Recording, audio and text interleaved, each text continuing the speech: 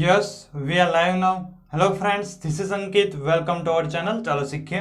Discuss કરીશું આજે આપણે અવરોધકોના તંત્રનો અવરોધ વિશે. ટોપિકનું નામ મોટું છે પણ કન્ફ્યુઝ થવાનું નથી.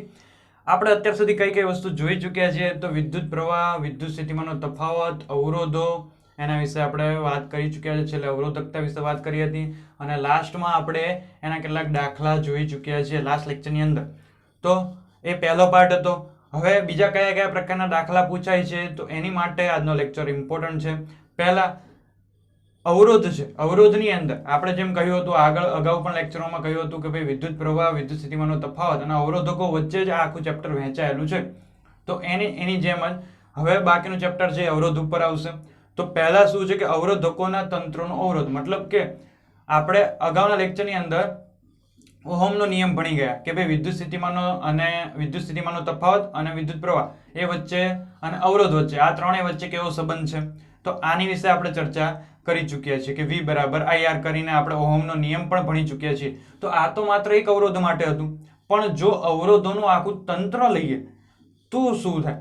તો અવરોધોનું તંત્ર લઈએ તો એની અંદર કઈ રીતે ઓહમનો નિયમ લાગુ પાડી શકાય, એની અંદર કઈ રીતે અવરોધ બનશે, અને અવરોધોનું જોડાણ કે એક કરતા વધારે અવરોધ લઈએ છીએ તો એ અવરોધોના જોડાણના પ્રકારના આધારે પણ પરિપથના પ્રકાર પડે છે. તો એની વાત પણ આપણે આજના લેક્ચરની અંદર કરીશું. તો આજના લેક્ચરની અંદર તમને કઈ કઈ વસ્તુ જોવા મળશે? પહેલા આપણે બે અવરોધોના જોડાણ વિશે જોઈશું, પછી પ્રવૃત્તિ 12.4, પ્રવૃત્તિ 12.5, પછી આપણે બીજો એક ક્વેશ્ચન જોઈશું કે ભાઈ સૂત્ર આપણે શ્રેણી જોડાણના સમતુલ્ય અવરોધનું સૂત્ર આપણે મેળવીશું, અને ત્યારબાદ એની લાક્ષણિકતા જોઈશું. તો આજના લેક્ચરમાં તમને આ જોવા મળશે. તો ચાલો લેક્ચરની શરૂઆત કરીએ. ફર્સ્ટ પહેલો ક્વેશ્ચન કે ત્રણ અવરોધોનું સમાંતર જોડાણ અને શ્રેણી જોડાણ દર્શાવતું વિદ્યુત પરિપથ દોરો. તો શ્રેણી જોડાણ અને સમાંતર જોડાણ વિશેના ક્વેશ્ચનો અવારનવાર બોર્ડની એક્ઝામમાં પૂછાતા હોય છે, અને આમાંથી શ્રેણી જોડાણની લાક્ષણિકતા, સમાંતર જોડાણની લાક્ષણિકતા, એમનું સૂત્ર પૂછે કે એની ઉપરથી એક દાખલો પૂછે. તો આ અવારનવાર પૂછતા હોય છે, એટલે ઇમ્પોર્ટન્ટ ટોપિક કહી શકાય આપણે. તો આપણે નોર્મલ એક અવરોધ માટે આપણે સૂત્ર ઓહમનો નિયમ લગાડીએ છીએ કે વિદ્યુત સ્થિતિમાન બરાબર વિદ્યુત પ્રવાહ ગુણ્યા અવરોધ. તો વિદ્યુત સ્થિતિમાન એટલે કે વોલ્ટેજ છે V અને અવરોધ એ બંને કેવા હોય છે? સમપ્રમાણમાં હોય છે. કે વિદ્યુત સ્થિતિમાનનો તફાવત વધે તો અવરોધ પણ વધે છે, એ સમપ્રમાણમાં છે. આપણે ઓહમના નિયમની અંદર જોઈ ગયા. પણ આની અંદર તો માત્ર આપણે એક અવરોધ જ લીધો છે, પણ અવરોધોનું આખું તંત્ર લઈએ તો શું થાય છે? તો અવરોધોને એકબીજા સાથે બે રીતે જોડી શકાય છે. કે આપણે ત્રણ અવરોધો અહીં લીધેલા છે, આપણે એક્ઝામ્પલ તરીકે ત્રણ અવરોધો લઈએ તો એને બે રીતે જોડી શકાય છે. એક તો R1, ત્રણ અવરોધોમાં આપણે ત્રણેયના નામ આપી દીધા કે ભાઈ પહેલો અવરોધ છે તો R1, બીજો છે તો R2, ત્રીજો છે તો R3. આ ત્રણ અવરોધોને વિદ્યુત પરિપથમાં એકબીજા સાથે ક્રમશઃ જોડી શકાય. મતલબ કે ક્રમશઃ એટલે આપણે આકૃતિ જોઈએ તો આ જે જોડાણ છે એ ક્રમશઃ જોડેલા છે. કે પહેલો અવરોધ R1, બીજો અવરોધ R2, ત્રીજો અવરોધ R3, આ ત્રણેયને ક્રમશઃ જોડેલા, ક્રમવાઇઝ જોડેલા છે. તો ક્રમવાઇઝ પણ જોડી શકાય છે. તો આવા જોડાણને આપણે શું કહીએ છીએ? શ્રેણી જોડાણ કહે છે. કે એક શ્રેણીમાં આવેલા, સિરીઝમાં આવેલા હોય. આપણે સિરીઝો જોઈએ છે, નવરાત્રીની અંદર સિરીઝો લગાડેલી હોય છે, તો કેવું હોય છે? એક ક્રમશઃ હોય છે, એક પછી એક એવી રીતે આવતા હોય. તો આને સિરીઝ કહેવાય. આપણે જે ગુજરાતીમાં કહીએ તો શું કહેવાય છે? શ્રેણી જોડાણ કહેવાય છે. બીજું શું છે કે વિદ્યુત પરિપથમાં ત્રણ અવરોધો એટલે કે R1, R2 અને R3 એક સાથે X અને Y બિંદુની વચ્ચે જોડેલા હોય છે. તો આવા અવરોધોને સમાંતર જોડાણ કહેવાય છે. X અને Y બિંદુની વચ્ચે ત્રણેય અવરોધ જોડેલા હોય. તેની આકૃતિ આપણે જોઈએ તો આકૃતિમાં તમે જોઈ શકો છો કે આમાં R1, R2 અને R3, R1, R2 અને R3 એ ત્રણેય કેવા છે? X અને Y બિંદુઓની વચ્ચે જોડાયેલા છે. તો એકબીજાની સમાંતર જોડાયેલા છે. તો અહીંયા આપણે સમાંતર શબ્દ છે એ ગણિતની અંદર ભણીએ છીએ કે સમાંતર એટલે એકબીજાને ક્યાંય છેદે નહીં એવું. તો આ ત્રણેય અવરોધ છે એકબીજાને આમ ક્યાંય છેદશે નહીં, તો એકબીજાની સમાંતર જોડેલા છે. તો આ પરિપથ કેવું થઈ ગયો? સમાંતર જોડાણનો પરિપથ થઈ ગયો. હવે આની અંદર આપણે વધારે ડિસ્કશન કરીએ તો એમીટર જોડેલું છે. હવે વોલ્ટમીટર ક્યાં જોડવાનું હોય? તો બે બિંદુઓની વચ્ચે જ વોલ્ટમીટર જોડવાનું હોય. જો મારે આ અવરોધ નો વોલ્ટેજ એટલે કે વિદ્યુત સ્થિતિમાનનો તફાવત ચેક કરવો હોય તો મારે આ બિંદુ અને આ બિંદુ વચ્ચે અહીં વોલ્ટમીટર જોડવું પડશે. જો મારે તફાવત જાણવો હોય તો મારે આ અવરોધનો તફાવત જાણવો હોય, વિદ્યુત સ્થિતિમાનનો તફાવત, તો આ બિંદુ અને આ બિંદુની વચ્ચે મારે V એટલે કે વોલ્ટમીટર જોડવું પડશે. મારે આ અવરોધનું જોવું હોય તો આ બિંદુ અને આ બિંદુ વચ્ચે વોલ્ટમીટર મારે જોડવું પડશે. પણ મારે તફાવત શેનો જોઈએ છે કે આ ત્રણ અવરોધની સિરીઝમાં જોડ્યા એમાં આ જે x બિંદુ છે, x બિંદુ અને y બિંદુ વચ્ચે વિદ્યુત સ્થિતિમાનનો તફાવત કેટલો ઉત્પન્ન થાય છે એ ચેક કરવું છે મારે. તો અહીં મારે વોલ્ટમીટર જોડવું પડશે. તો આ વોલ્ટમીટર જોડેલું છે. આ વિદ્યુત પ્રવાહ પરિપથમાં કેટલો વિદ્યુત પ્રવાહ પસાર થાય છે એની માટે અહીં એમીટર જોડેલું છે કે એનું માપન કરવા માટે. બેટરી છે, બેટરી જોડેલી છે. 4 બેટરી અહીં જોડેલી દેખાય છે તમને. ધન અને ઋણ છેડો, આ ધન ઋણ છેડો આપણે જોઈ શકીએ છીએ. સ્વિચ છે, સ્વિચ હાલ પરિપથની અંદર બંધ છે એવું તમને જોઈ શકો છો. એની પછી નીચે પણ સેમ ટુ સેમ એ જ છે કે એમીટર જોડેલું છે અહીં. આ વોલ્ટમીટર જો પછી આપણે ફરીવાર અહીં જો કે x અને y બિંદુની વચ્ચે અહીં શું કરેલું છે, વોલ્ટમીટર જોડેલું છે વિદ્યુત સ્થિતિમાનનો તફાવત જાણવા માટે. અને પરિપથમાં વિદ્યુત પ્રવાહ કેટલો વહેશે એ જાણવા માટે અહીં આપણે એમીટર જોડેલું છે. તો અહીં આપણે તમે જોઈ શકો છો 4 બેટરી અહીં પણ જોડેલી છે અને કળ છે કેવી છે, બંધ છે. આગળ વાત કરીએ પ્રવૃત્તિ 12.4 ની. તો પ્રવૃત્તિ 12.4 એ શું કહેવા માંગે છે, તો અવરોધકોના જે શ્રેણી જોડાણ અને સમાંતર જોડાણ વિશે આપણે ઇન્ટ્રોડક્શન મેળવી લીધું. ભાઈ શ્રેણી જોડાણ કોને કહેવાય, સમાંતર જોડાણ કોને કહેવાય, કે શ્રેણી જોડાણમાં અવરોધો શ્રેણીમાં જોડાયેલા હોય, સમાંતર જોડાણમાં અવરોધો સમાંતરમાં જોડાયેલા હોય. તો એના વિશે આપણે ચર્ચા કરી ચૂક્યા છે. હવે 12.4 એટલે હવે અત્યારે હાલ આ લેક્ચરની અંદર આપણે માત્ર શ્રેણી જોડાણ વિશે ભણવાના છીએ. સમાંતર જોડાણ વિશે આપણે નેક્સ્ટ લેક્ચરની અંદર ભણીશું. તો આપણે પ્રવૃત્તિ 12.4 ની અંદર 3 અવરોધકો લેવાના છે. એમાં R1, R2 અને R3 લીધું અને એમના અવરોધ પણ આપેલો છે 1 ઓહમ, 2 ઓહમ અને 3 ઓહમ. બેટરી આપણે લીધેલી છે કેટલી છે, 6 વોલ્ટની બેટરી છે. એમીટર જોઈશે, વોલ્ટમીટર જોઈશે. એમીટર વિદ્યુત પ્રવાહનું માપન માટે, વોલ્ટમીટર વિદ્યુત સ્થિતિમાનના તફાવતનું માપન માટે. એમીટરનું અવલોકન કરવાનું છે આપણે અને એમીટરનું સ્થાન બદલવાનું છે. જે આગળ આપણે કહ્યું એમ કે એમીટરનું સ્થાન અહીં આપણે એમીટરનું સ્થાન અહીં રાખેલું છે. તો આપણે એમીટરનું સ્થાન અહીં રાખતા, બે અવરોધ વચ્ચે અહીં રાખતા, એમીટરનું સ્થાન અહીં રાખતા અથવા એમીટરનું સ્થાન અહીં રાખતા. એમીટરના સ્થાનમાં બદલાવ કરતા વિદ્યુત પ્રવાહમાં કઈ બદલાવ આવે છે કે નહીં એનું અવલોકન આપણે કરવાનું છે. તો એમીટરનું આપણે માપન કર્યું એની અંદર. તો અહીં આપણે જોઈ શકો છો કે 3 અવરોધો જોડાયેલા છે, 1 ઓહમ, 2 ઓહમ અને 3 ઓહમના. આપણે એમીટર અહીં જોડેલું છે. આપણે બે અવરોધો વચ્ચે એમીટર જોડીએ તો અહીંયા બે અવરોધ વચ્ચે એમીટર જોડીએ, અહીં બે અવરોધ વચ્ચે એમીટર જોડીએ અથવા છેલ્લે લાસ્ટમાં અહીં એમીટર જોડીએ તો આ એમીટરનું સ્થાન બદલતા કે એના અવલોકનમાં શું ફેરફાર આવે છે એ આપણે ચેક કરવાનું છે. તો પહેલી વાર આપણે જ્યારે આવો અવરોધ હતો, અવરોધોનું જોડાણ આવું હતું, એમીટરનું સ્થાન અહીં હતું, ત્યારે એમીટરે કેટલું અવલોકન બતાવતું હતું, તો એમીટરનું અવલોકન કેટલું હતું, એમીટરનું અવલોકન લગભગ 1 એમ્પિયર જેટલું બતાવતું હતું. હવે જ્યારે સ્થાન બદલવામાં આવે એટલે કે સ્થાન બદલવામાં આવે એટલે કે શું છે કે એ મીટર છે એ હું અહીં જોડું છું, અહીં તો આપણને 1 એમ્પિયર મળ્યું.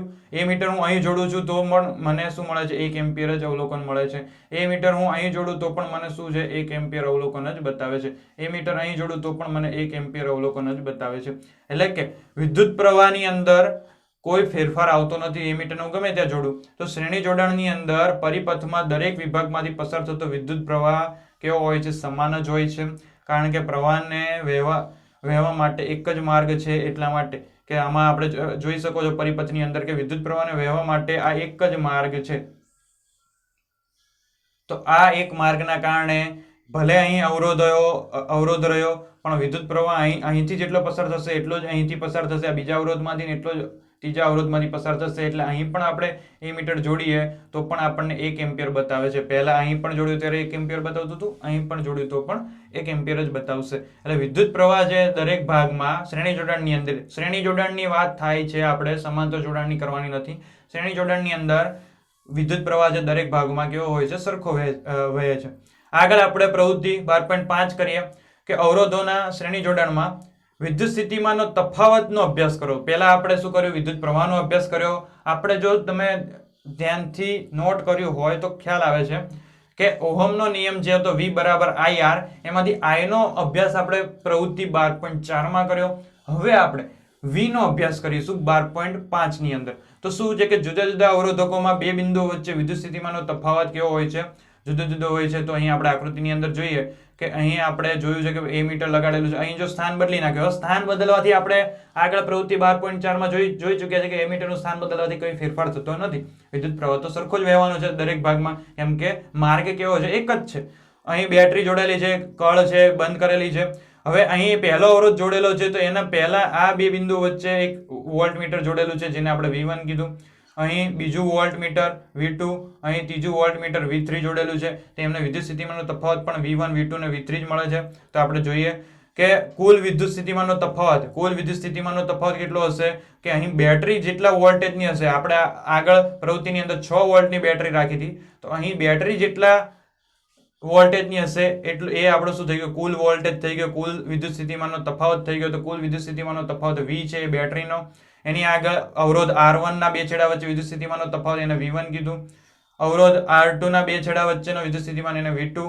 અવરોધ R3 ના બે છેડા વચ્ચેનો વિદ્યુત સ્થિતિમાનનો તફાવત V3 કીધો. તો અહીં આપણે જોઈ શકો છો આકૃતિની અંદર R1 માં V1, R2 માં V2 અને R3 માં V3.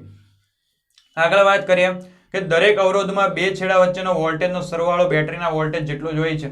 કે આપણને વિદ્યુત સ્થિતિમાનનો તફાવત મળશે ક્યાંથી? બેટરીમાંથી મળશે. કેમ કે બેટરી 6 વોલ્ટની છે તો ત્યાંથી જ આપણને વિદ્યુત સ્થિતિમાનનો તફાવત વોલ્ટેજ મળશે.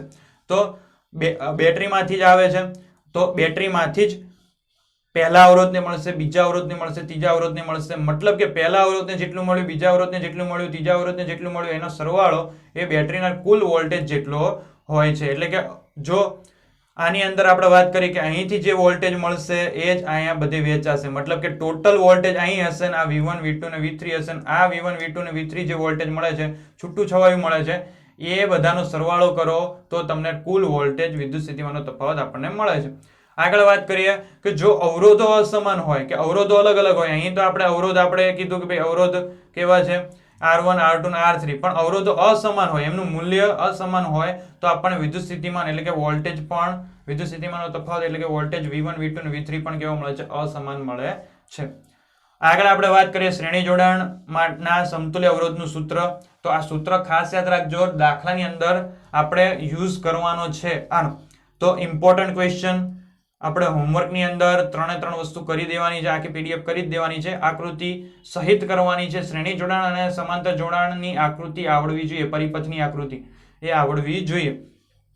આગળ આપણે જોઈએ કે આપણે આગળ આવું જોઈ ચૂક્યા છે કે વિદ્યુત સ્થિતિમાનનો તફાવતમાં આપણે આગળ જોઈ ચૂક્યા છે કે V બરાબર V1, V2, V3 અને V બરાબર V1 plus V2 plus V3 આવું આપણે આગળ જોઈ ચૂક્યા છે. તો આપણે આ જે અહીં આપણે જોયું હતું કે V બરાબર V1 plus V2 plus V3, તો એનો જ આપણે ઉપયોગ કરવાનો છે કે V બરાબર V1 plus V2 plus V3 અને આપણે સમીકરણ 1 કહી દીધું.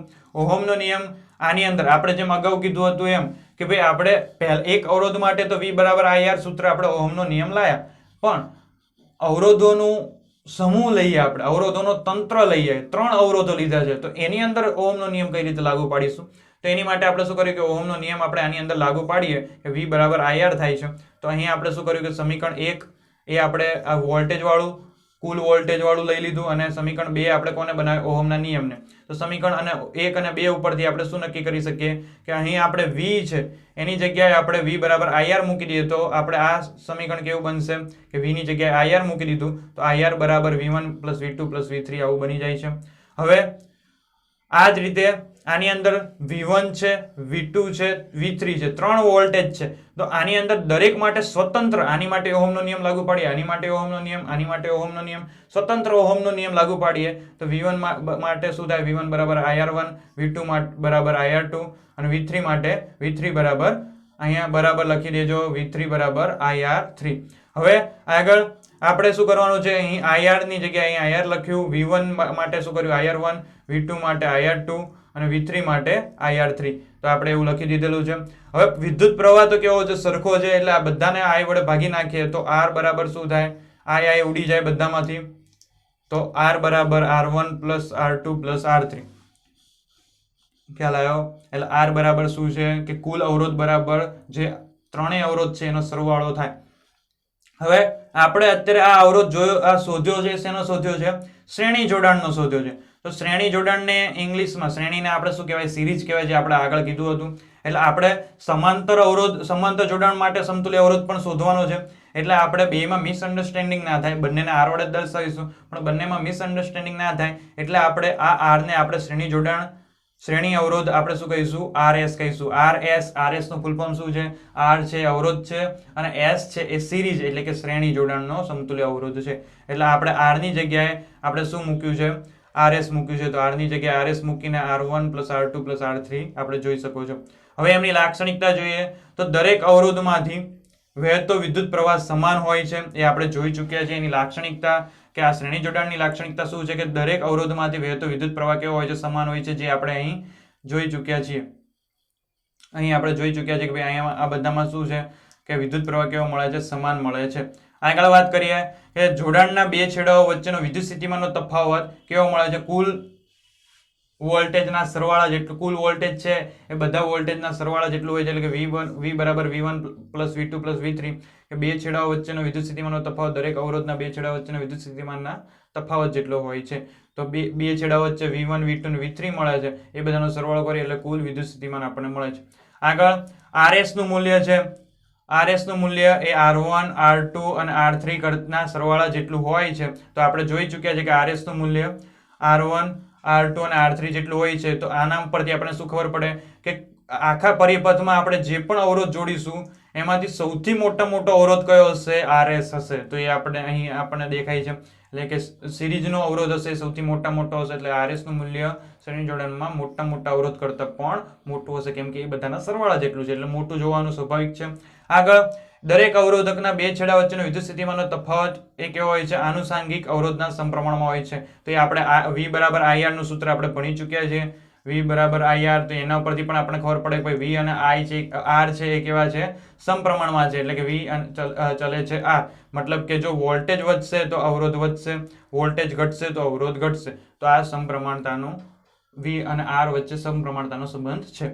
તો લેક્ચરની અંદર તમને શ્રેણી જોડાણ સમાંતર જોડાણની ખબર પડી ગઈ હશે. શ્રેણી જોડાણનું સૂત્ર છે મોસ્ટ ઇમ્પોર્ટન્ટ છે. લાક્ષણિકતા યાદ રાખી લેવાની છે. એટલે હોમવર્કમાં આખી PDF આપેલી છે આપણે. લેક્ચરની અંદર તમને ખ્યાલ આવી ગયો હશે. સમાંતર જોડાણ શ્રેણી જોડાણ વિશે તમને ખ્યાલ આવી ગયો હશે. વિડીયો લેક્ચર જો ગમ્યો હોય તો લાઈક કરો, તમારા મિત્રો સાથે શેર કરો, એમને પણ આના વિશે ખ્યાલ આવે. અને અમારી ચેનલ ચાલો શીખીને સબસ્ક્રાઇબ કરો. બેલ આઇકન દબાવી દેજો, જેથી અમારા જ્યારે વિડીયો આવશે ત્યારે તમને અપડેટ મળતી રહેશે. અને કંઈ પણ કન્ફ્યુઝન હોય તો કોમેન્ટ સેક્શનની અંદર કોમેન્ટ કરી શકો છો. વિડીયો જોવા માટે ખૂબ ખૂબ આભાર. Thank you. Take care.